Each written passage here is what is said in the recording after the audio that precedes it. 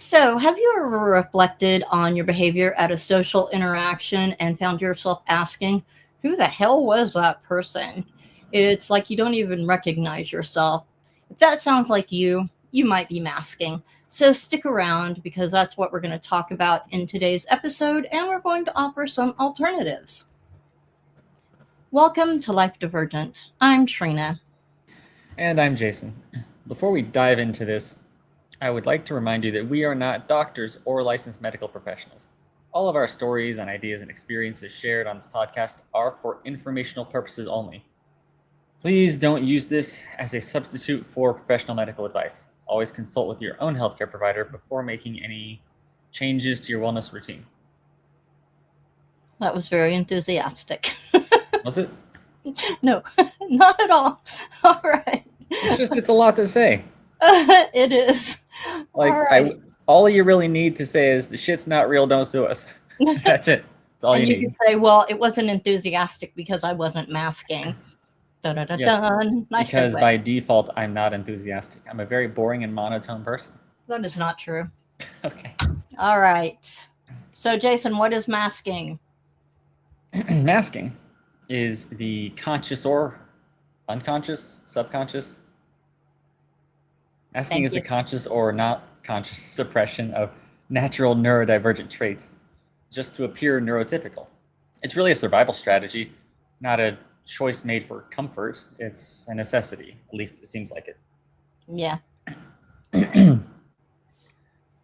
My throat was perfectly clear until we started recording this. of course it was. Okay, so we have examples with autism, ADHD, and bipolar. An example of masking for autism is maybe forcing eye contact during conversations, even though it feels physically uncomfortable or overwhelming or perhaps debilitating, which I have stories on that. Yeah. Would you like to segue into your own stories first? Well, crap, I feel uncomfortable just keeping eye contact with the camera. um, I think I've talked about this before, but I find that when I'm talking to other people, I can't look at them. I'll look up, I'll look around. I guess in a way it's me being thoughtful about what I'm saying typically, but my eyes tend to dart all over the place, and I do find, however, that when someone's speaking to me, and if they're not looking at me particularly, if they're speaking, I'm better able to look at them when they're not looking at me. Yeah. It makes me really uncomfortable and makes me become very aware of myself and where my eyes are. You know, should I be looking at the left eye or the right eye? If I look at both eyes, can I do that? If I try to focus on their nose, am I cross eyed? When is it okay to stop looking and take a break from looking? Do I look like some psychotic lunatic just staring at them? I mean, it's uncomfortable. Yes, I think that my discomfort is something a little different. So, Do I tell. yes, I don't really like eye contact because I can't think clearly if I maintain focus on a single point. If I'm presenting, it's different because I know what I'm saying. I'm not necessarily thinking through it, but my thinking slows down significantly if I'm looking at a single point. I think I mentioned on a previous podcast that I tried that once, Hmm. looking into a mirror and talking about whatever, maintaining eye contact with myself, started getting the literal tunnel vision. Everything started like blackening around one Yeah, of these. tunnel vision. Yeah, Yeah. yeah. And then my speech started slowing down. My thinking was slowing down. I'm like, this is a real thing. I cannot just look at a single point without my mind deciding it doesn't want to work anymore. So moving your eyes about is facilitates facilitates you thinking.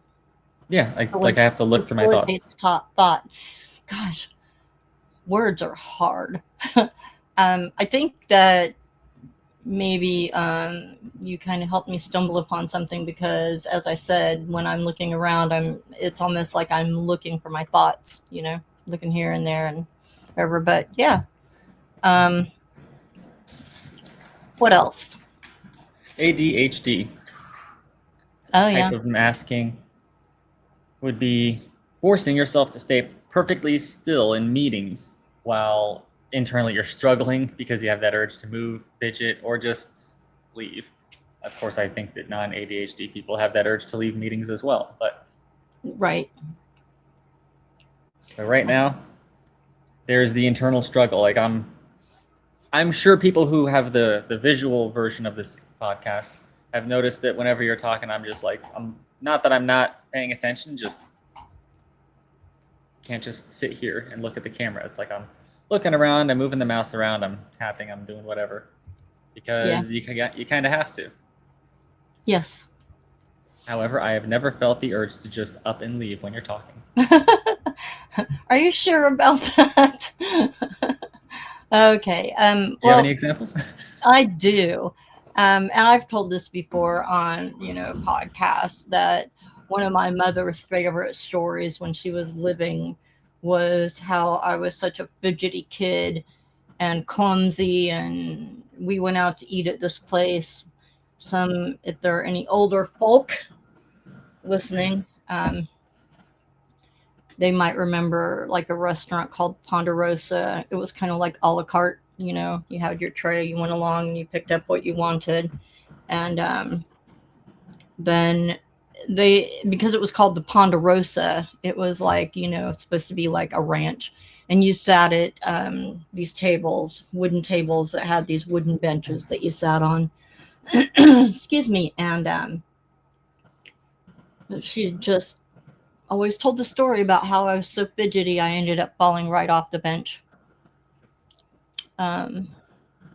So I learned, because of the ridicule, to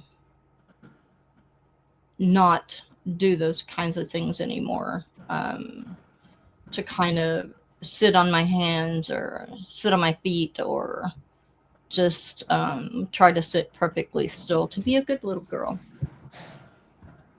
Yeah. Parents are the worst, aren't they? Yes. Everybody knows that Jason's my son, right? Okay, ha ha ha. Yes, and that is why the joke was funny to me. Mm-hmm. All right, so moving on to the bipolar masking. That might involve hiding one of the hypomanic episodes by suppressing enthusiasm and energy to seem normal around other people, coworkers, academic students, other students, or just friends. You're excited about something, but you can't be too excited publicly, so you gotta just like, oh yeah, that's cool. Whereas part of you is like, oh my god, that's amazing. Yes. Yeah. I used to describe, of course, I'm on medication, but I used to describe my manic episodes as, bouncing off the walls, because that's how I felt. I felt like I was bouncing off the walls. But in, work situations and stuff like that, I tried to suppress it, because when you're like, back before I was medicated, one of the unfortunate things about being manic around people who don't know that you're bipolar is that you oftentimes will get accused of being on drugs, because you're so hyper and so like buzz, buzz, buzz, buzz, buzz. And not that it's true now, but I used to be so thin, so it was always like, not always, but oftentimes people would suspect that I was on drugs. In fact, my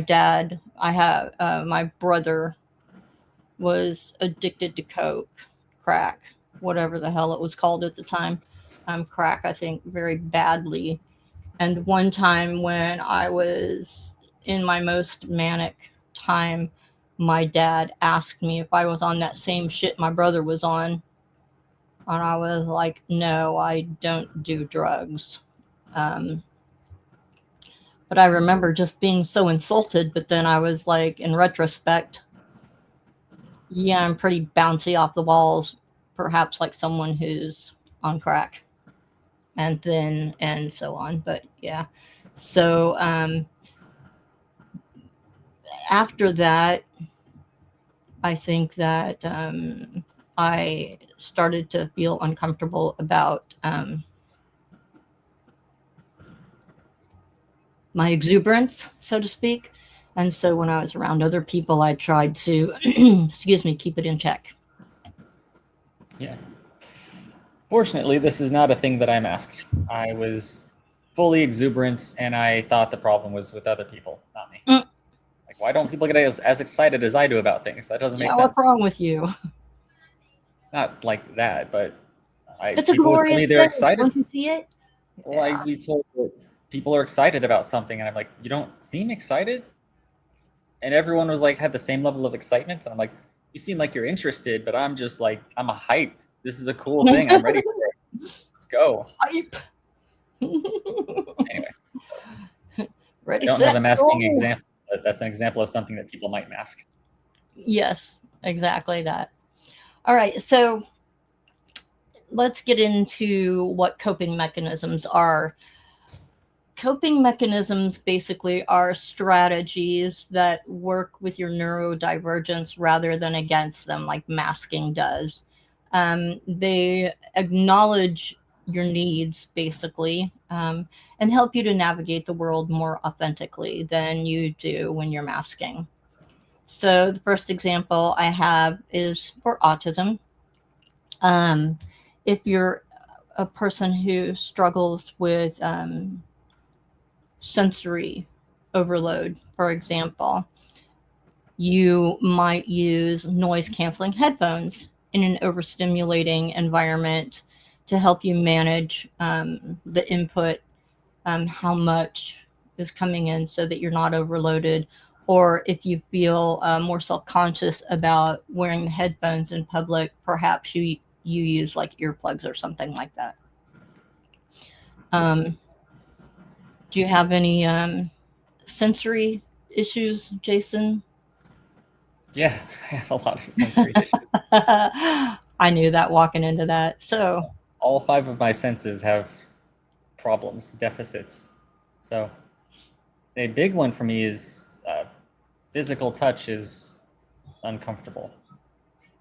Don't like people hugging me or just rubbing my arm affectionately, or I don't know, holding hands can be weird. Just it's a lot. And I just I stopped trying to pretend like that wasn't the case, and so I would just tell people, this is just a part of who I am, so, you know, deal with it. I mean, I wouldn't say that, but that's well, like you never ever told me that you didn't like hugging. I I think only Courtney told me one day Jason doesn't like hugging.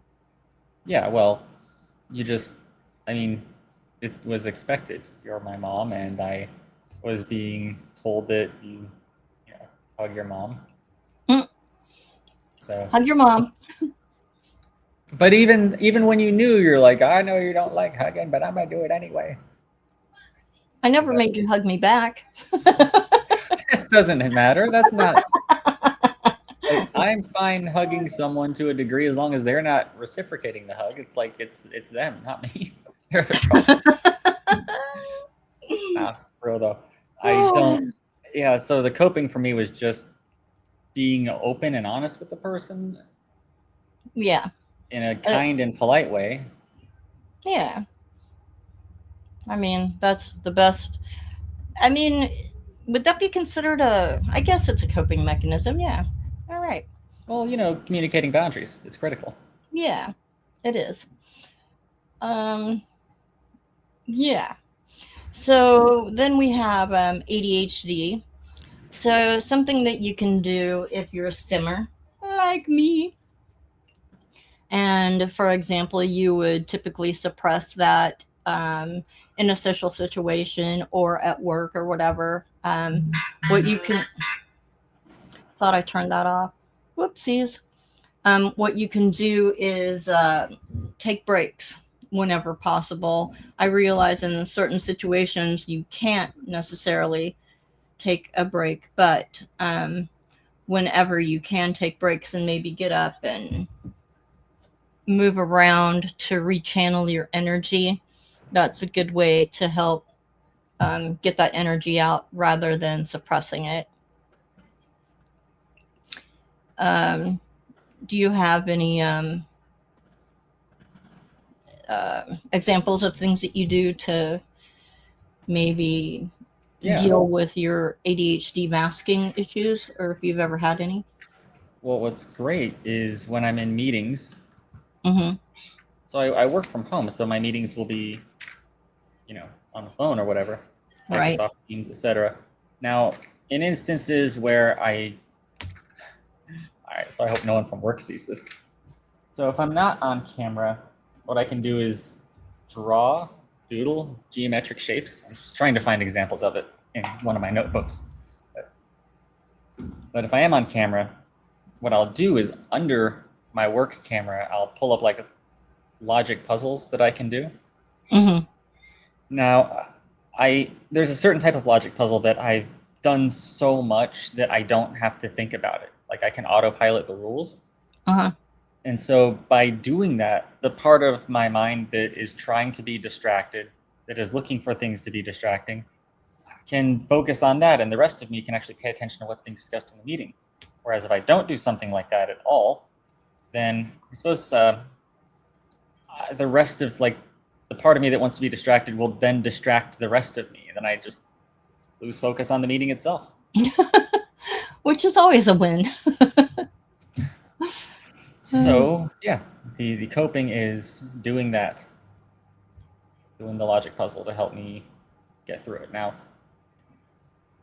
what would be the masking version? Just pretending that everything's fine and just looking at the camera or the material or the whatever and just try to hope I can stay focused? Well, I think just sitting perfectly still, trying not to move, trying to I fidget on camera. I don't care. It's just energy in. Yeah, I mean, yeah, me too.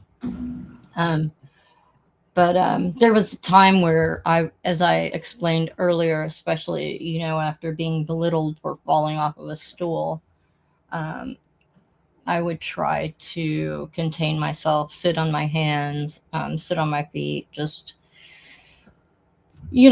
whatever I could do to make myself be still.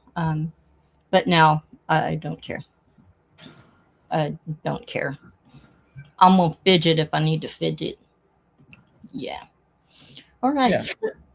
Yeah. Any other examples or anything of unmasking your ADHD? Did you say unmasking? Yes, because we're talking about coping mechanisms now. Yeah. I'm sure there are others, but perhaps in the interest of diversification, we can talk about bipolar. Hey, why don't we talk about bipolar now? All right. So that we're clear, people who have bipolar struggle with bouts of mania as well as depressive episodes. So I think that one way of coping with that, especially, never knowing back in the day when it was called a rapid cycler, I was a rapid cycler. I could, within, an hour, bounce back and forth between the two. So I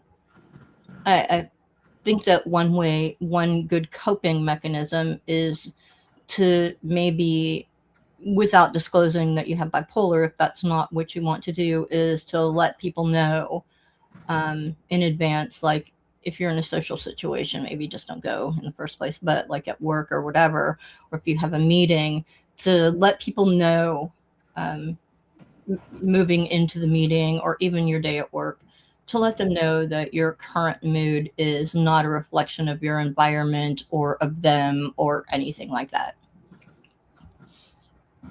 Have you had any issues with bipolar that you were masking and then felt like you developed a coping strategy for it? No, You said earlier that you just kind of went with your mania. I was never into masking. Mm. It, Okay. I don't know why it just never developed, because you'd think that it would, but I don't like not being me. Don't like being unauthentic, I guess. Just Unauthentic? different. Inauthentic? I don't know, but it manifests differently in different people, and not everyone masks, not everyone copes. Yeah.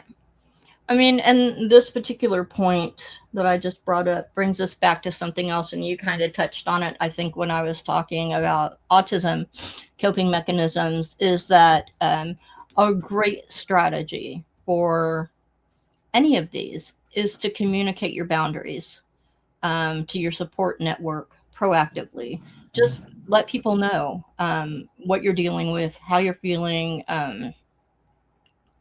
Let them know that um, certain things don't equate to inattentiveness, or um,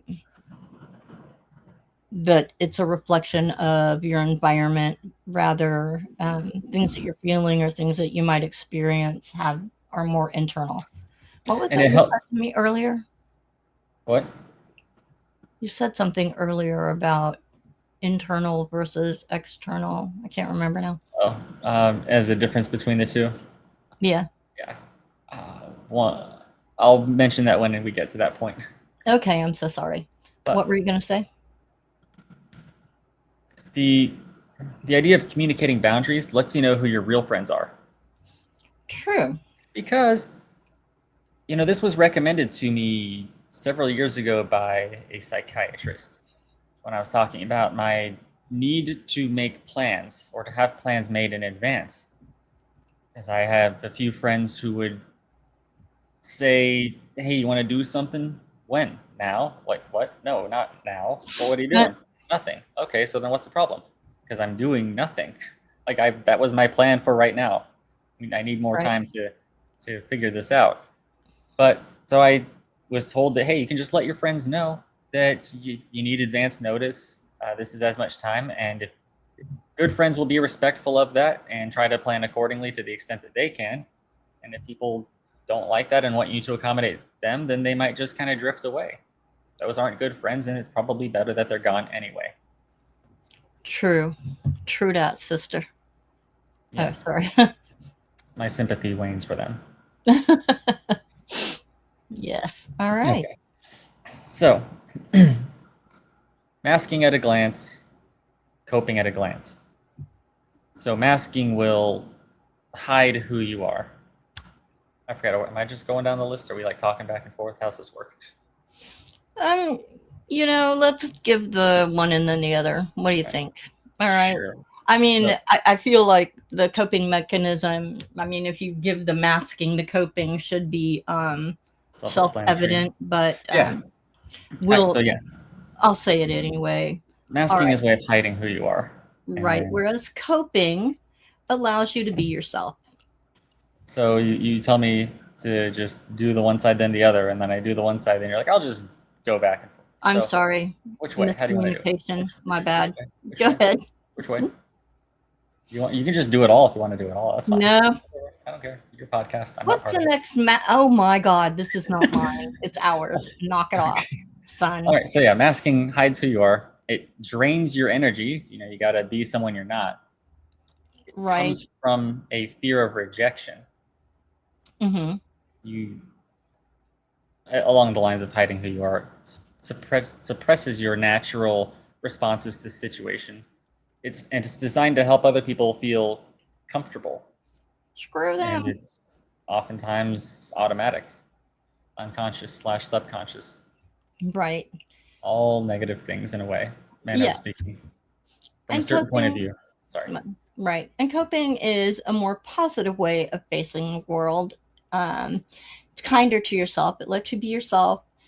Um, and things in masking that can drain energy can help maybe after they become habitual. I think that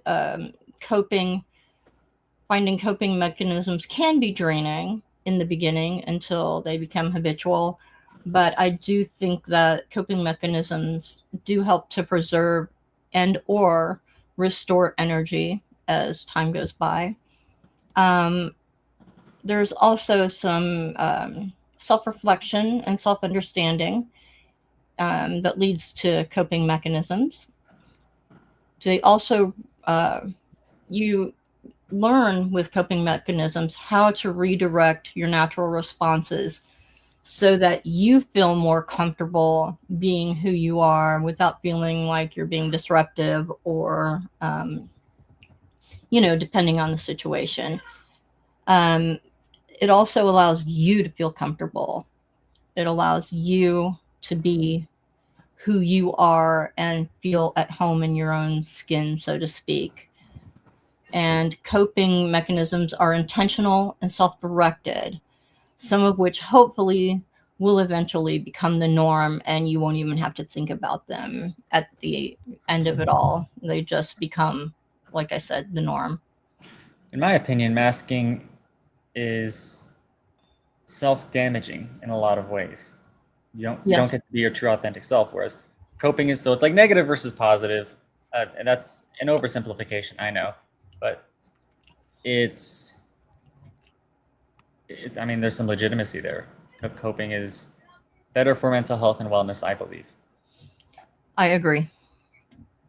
Well, All right. I have a couple So, of examples, yeah, two different situations, and how masking might apply and how coping might apply.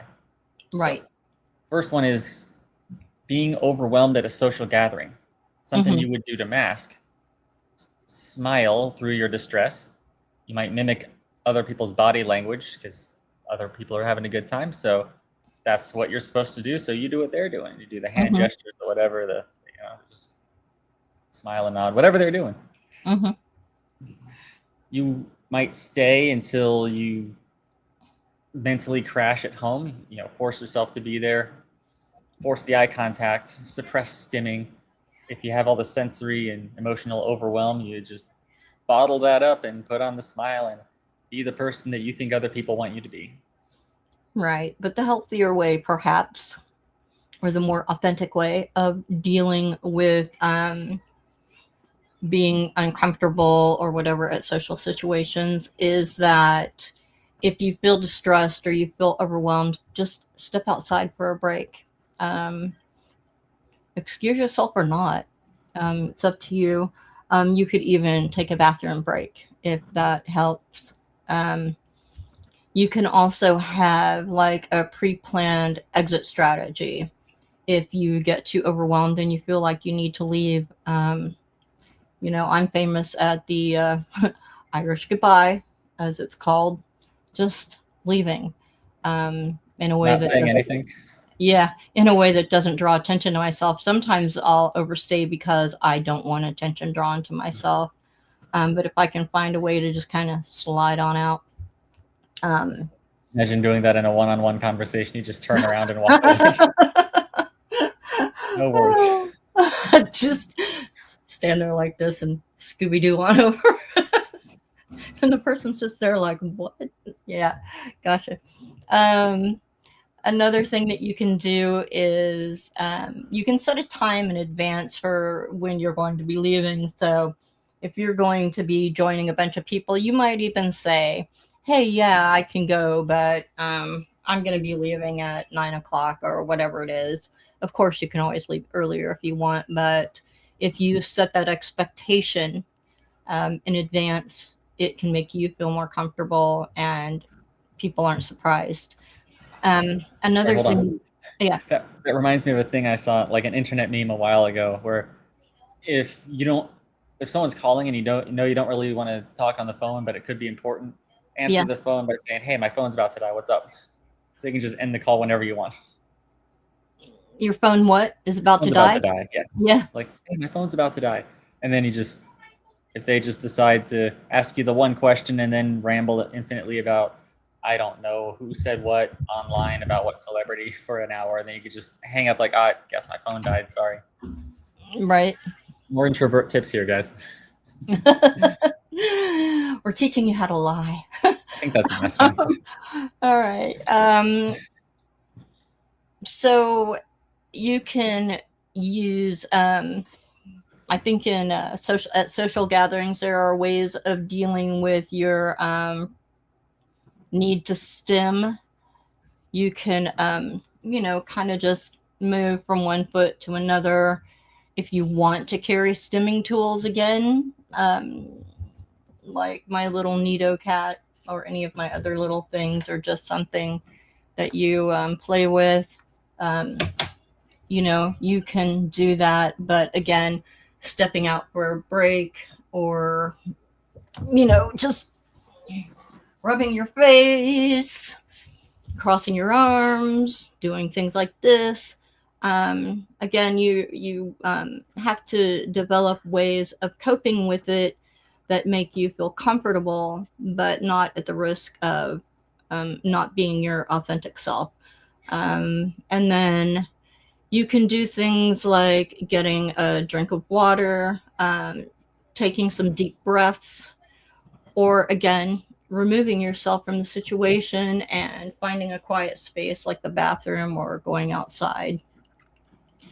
If you're masking by not engaging in eye contact, you can use proactive or active listening strategies, like, by nodding, or, oh yeah, to let people know that you are listening, even though you aren't, staring into their souls.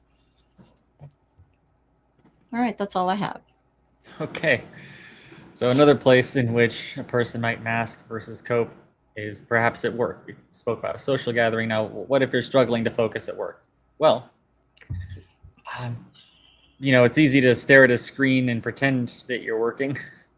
Trying to hide the fact that you've reread the same paragraph 6 times.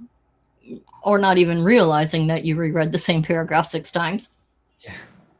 In meetings, for instance, you could deliberately look at a meeting presenter or the presentation just as a way of hiding the fact that you're distracted. Because, if you're distracted, you might be inclined to look around or tap or fidget or whatever, but forcing that, yes, I am absolutely paying attention because my eyes are in that direction. Masking. Don't do it. So something that you can do to help with that, like a good coping mechanism for, the whole being bored at a meeting and staring at the presenter and being afraid that you're just going to zone out, is when they're making long points or whatever, summarize them, take notes, and just keep taking notes. That way it helps you to stay engaged and to be thoughtful. You can ask for an agenda in advance, or after the fact, you can ask for an email summary just in case you did miss any of the points. I think that if you're focused on that person, maybe, some people stimming helps, other people, I think you told me, Jason, that certain stimming or OCD type things will distract you even more. But for some people, stimming can help them stay focused. You can, in other work situations where you might suffer from sensory overload and things like that, you can ask for a quieter workspace that can help you cope better with the demands of office work. God, I feel like I'm droning on. But you have good examples. So. Thank you. And then when you're just staring at your monitor and you're reading the same paragraph repeatedly, whether you realize it or not, a good thing to do in a situation like that might be to switch to a different task for a period of time. You might use a timer to keep you like on task. That can be helpful. And again, a good thing maybe might be to stand up, walk around, take a restroom break or something like that to sort of recalibrate. Yeah. All good things. Yeah. All right. So why does this matter? Well, more than just informational purposes, but there is a cost of masking. Right. So with people who are autistic or ADHD, you can get burnout trying to be someone that you're not, because you have all of these stressors or tendencies or desires or whatever that are just, all of it's being bottled up, suppressed, and that takes a lot of energy to do. Mm-hmm. If you have bipolar disorder, you can also get hit with a depressive episode, knowing that you can't be you, or keeping the mania in control. Right. You want to go back and forth? Oh, sure, why not? So the power of coping in this situation is that it's a more sustainable way of managing your energy. Um,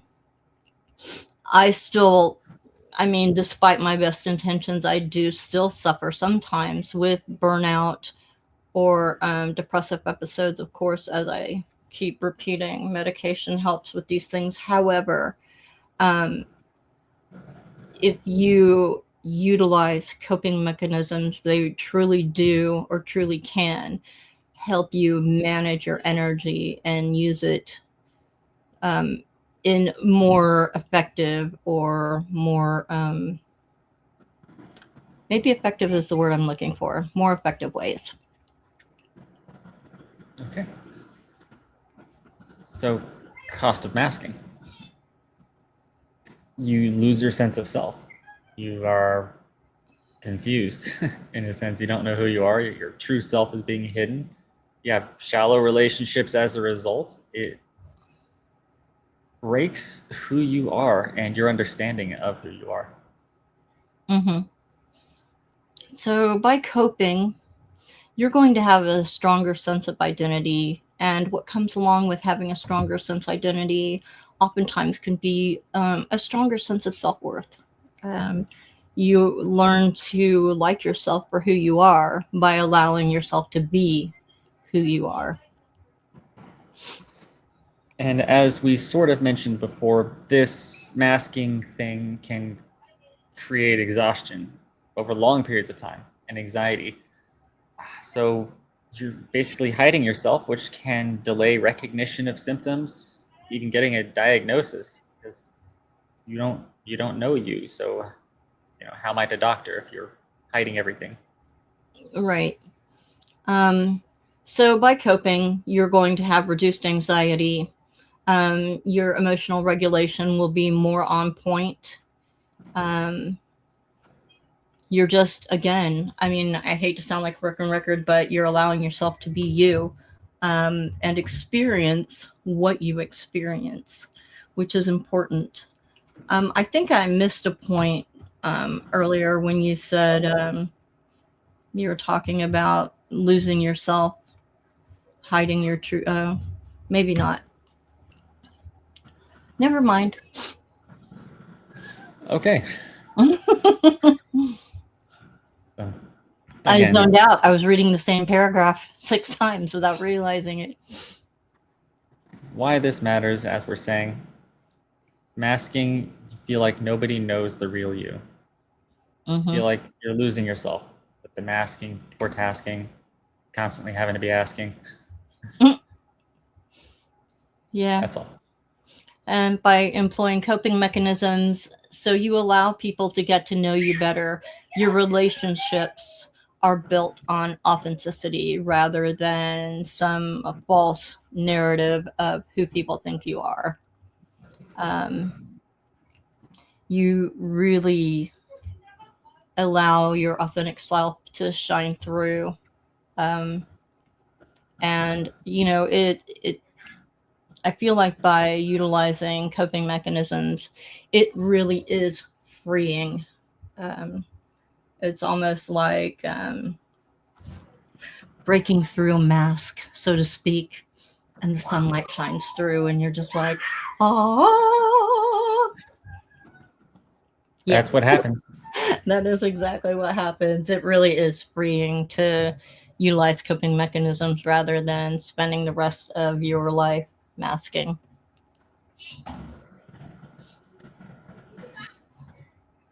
So I like to think of masking as something that has kept you safe for many years because, again, whether you were aware of it or not, it was in an odd way something that was a self-preserver, a life preserver. However, you were just surviving. But coping helps you to actually live, lets you be you, and lets you enjoy life. Yeah. Yeah. So neurodivergence it's a lot, as anyone here who's experienced any form of neurodivergence knows. It's a lot, but it does not define you. You define you. So true. So be your most authentic self. Yep. And we're not saying it's easy, or anything like that. For some people, especially after you've been doing it for so long. I mean, I'm 61, and as recently as 3 or 4 months ago, I was still doing a little bit of masking, after being thwarted by trying to be my authentic self. Not thwarted, but I had my real self. I don't know, huh? Sequestered. Yeah. So ignored or thought of as strange. So what I did in that situation, the best thing for me, the best way of coping with that was just to remove myself from the situation. And so that's what I did, and I found that that was so much better for my mental health. So I guess that's it for me. Any final thoughts? Final thoughts? No, not really. Okay. So in the next episode, what we're going to be talking about is something that you see me do often during these podcasts if you actually get to watch them. And even though Jason might not realize his restlessness is a sign of it as well, constantly moving and that kind of stuff. Have I been doing that? Am I restless? I think I'm restless. I think you're restless. I know. Yeah. Okay. Anyway, so in the next episode, we're going to be talking about stimming, what it is, what it does, why we do it, all that fun stuff. So until next time, bye from me. Okay, bye. Bye.